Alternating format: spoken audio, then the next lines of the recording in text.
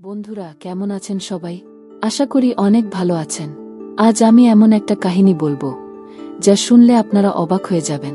গল্পটা পুরো শুনুন, কারণ শেষটা সত্যিই চমৎকার। আর অবশ্যই তোমার ওটা দাঁড়িয়ে যাবে। আমার নাম ফারিয়া, বয়স মাত্র ১-৬। ঢাকার একটা সাধারণ পরিবারে বড় হয়েছি আমি।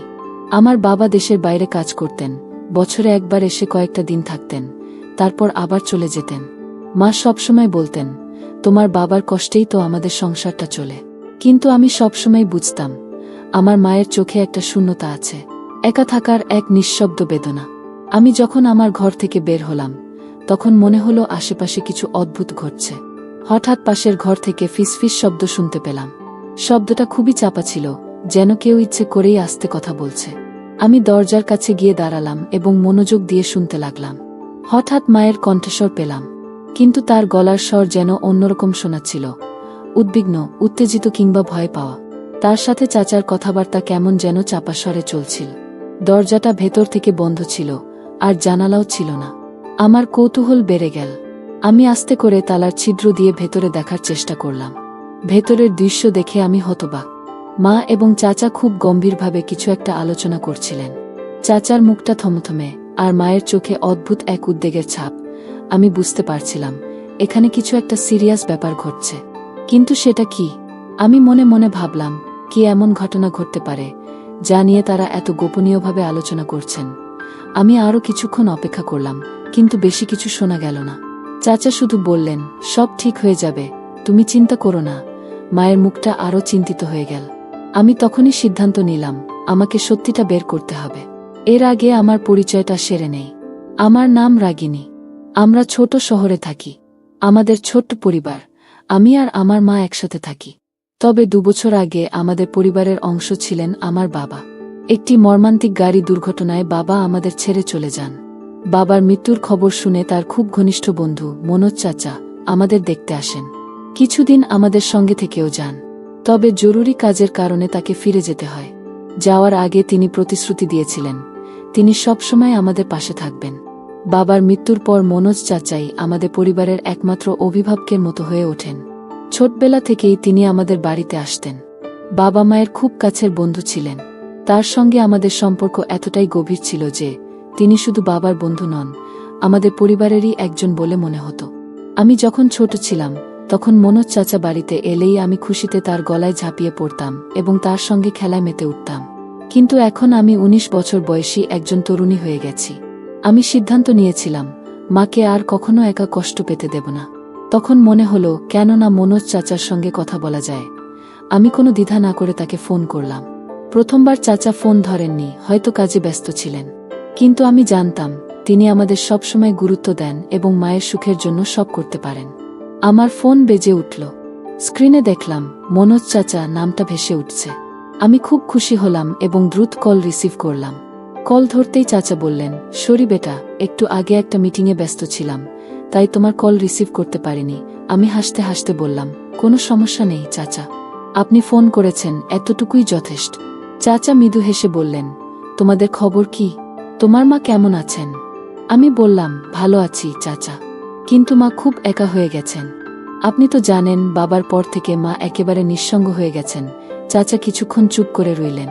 তারপর বললেন, আমি বুঝতে পারছি রাগিনী, আমি কথা দিচ্ছি, এবার থেকে তোমাদের একা থাকতে হবে না। আমি সবসময় তোমাদের পাশে থাকব। চাচার কথা শুনে আমার মন শান্ত হলো। আমি জানতাম, চাচা আমাদের ছেড়ে যাবেন না। সেই রাতেই আমাদের বাড়িতে এলেন মনোজ চাচা। মা তখনও চুপচাপ টেবিলের পাশে বসেছিলেন। চাচা এসে মায়ের দিকে তাকালেন, কিন্তু মা তাকে একবারও দেখলেন না। মা মৃদু কণ্ঠে বললেন, মনোজ দা, আপনি কখন এলেন? চাচা মায়ের হাত ধরে বললেন, তোমার আর রাগিনীর খেয়াল রাখার দায়িত্ব এখন থেকে আমার। আমি আর কখনো তোমাদের ছেড়ে যাব না। আমি সেই কথা শুনে ধীরে ধীরে আমার ঘরে ফিরে এলাম। রান্নাঘর থেকে পানি নিয়ে শুয়ে পড়লাম, কিন্তু ঘুম আসছিল না। বারবার মনে পড়ছিল সেই দৃশ্য।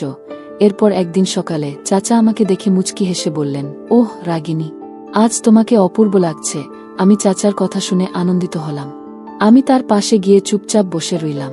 কিছুক্ষণ পর চাচা অফিসের জন্য তৈরি হতে লাগলেন। হঠাৎ আমি উঠে গিয়ে চাচাকে আলিঙ্গন করলাম। মনে হলো, বহুদিন জমে থাকা আবেগ আমার ভেতর থেকে বেরিয়ে আসছে। চাচার শরীর মুহূর্তের জন্য কেঁপে উঠল। আর তার মুখে এক অদ্ভুত অস্বস্তির ছাপ ফুটে উঠল। সেই ছাপটা যেন মনের গভীরে লুকানো কোনো দুঃখ কিংবা অপরাধবোধের প্রকাশ ছিল। আমার চোখ ভিজে উঠেছিল, যেন আমি আমার ভালোবাসা আর মনের কষ্ট তাকে জানিয়ে দিতে চাইছিলাম। মা খালি চেয়ে বসে আছেন, ফোনটা হাতে, বারবার স্ক্রিনের দিকে তাকাচ্ছেন। বাবা যতদিন না থাকতেন, আমাদের বাসায় মাঝে মাঝেই একজন আসতেন, আমার চাচা, রিজভি চাচা, বাবার ছোট ভাই। চাচা দারুণ হাসিখুশি মানুষ, মাকে ভাবি না বলে ভাবিজান বলতেন। মা হেসে উঠতেন। আমি ভেবেছি মা বলছেন, রিজভি, আমি বুঝি না কেন আমি তোমার প্রতি এমন দুর্বল হয়ে পড়লাম। এটা পাপ, আমি জানি, কিন্তু আমি আর একা থাকতে পারছি না। আমার শরীর ঠান্ডা হয়ে যায়। মা কি করছে? এটা কি ভালোবাসা নাকি দুর্বলতা? মা, আমি সব জানি, আপনিও চাচা, এটা ঠিক না। বাবা তো আছেন, আপনি কি ভুলে গেছেন? বাবা, তিনি কি সত্যিই আছেন ফারিয়া? 7 বছর ধরে তিনি আমাদের সাথে কি আচরণ করছেন দেখো। ফোন করলে ঝগড়া, টাকা পাঠান দেরিতে, আর শুধু সন্দেহ করেন। আমি এই ঘরে বন্দী হয়ে গিয়েছিলাম। রিজভি শুধু একটু কথা বলেছিল, আমি দুর্বল হয়ে পড়েছিলাম। আমি মার চোখে পানি দেখি। প্রথমবার বুঝি সব মানুষ দোষ করে, কিন্তু কেউই দানব নয়। চাচা নিজেই আমাদের বাড়িতে আর আসা বন্ধ করে দেন। মা নিজে থেকেই বাবাকে কল করেন, সব সত্যি বলেন। বাবা প্রথমে ভেঙে পড়েন, কিন্তু মায়ের কান্না, অনুতাপ আর আমার অনুরোধে তারা আবার একসাথে বসেন। আজ 1 বছর হয়ে গেছে, আমাদের পরিবারে আবার আলো এসেছে। মা এখন নিজের ভুল থেকে শিখে আমাকে শেখান, বুকের ভেতরের শূন্যতা কখনো অন্য কাউকে দিয়ে ভরতে নেই, নিজের মনকে শক্ত করতে হয়।